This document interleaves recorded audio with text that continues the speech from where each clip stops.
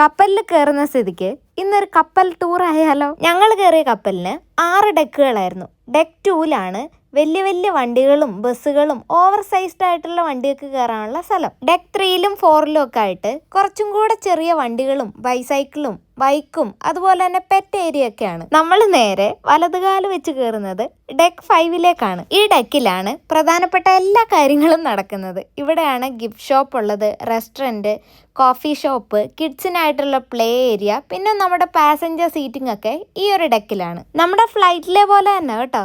നമ്മൾ സാധാരണ വില കൊടുത്ത് വാങ്ങേണ്ട സാധനങ്ങൾ ഇതിൻ്റെ അകത്താവുമ്പം ഡബിൾ വിലയിൽ വാങ്ങണം. അടുത്തതാണ് നമ്മുടെ ഡെക്കുകളിൽ ഏറ്റവും പ്രധാനപ്പെട്ടത് ഡെക്ക് 6 അഥവാ സൺ ഡെക്ക്. നനൈമോ ഐലൻഡിലേക്ക് ഞങ്ങൾ പോകുന്ന വീഡിയോ കണ്ടവരാണെങ്കിൽ നിങ്ങൾക്ക് മനസ്സിലാവും ഞങ്ങൾ ത്രൂ ഔട്ട് ദ ജേർണി ഈ ഒരു സൺ ഡെക്കിലായിരുന്നു. പാസഞ്ചർ സീറ്റിലിരുന്ന് യാത്ര ചെയ്യുന്നേക്കാളും ഒരുപാട് അടിപൊളി വ്യൂ കിട്ടി നമുക്ക് യാത്ര ചെയ്യാൻ പറ്റും കേട്ടോ. ഇവിടെ നിന്നാൽ സൺസെറ്റ് ഒക്കെ തുടങ്ങിയ സമയമായതുകൊണ്ട് നല്ല ഭംഗിയാണ്. അങ്ങോട്ടേക്ക് പോകുന്ന യാത്രയിലാണെങ്കിൽ എക്സൈറ്റ്മെന്റ് കാരണം ശരിക്കും കപ്പലൊക്കെ ഒന്ന് നടന്നു കാണാൻ പറ്റിയില്ല.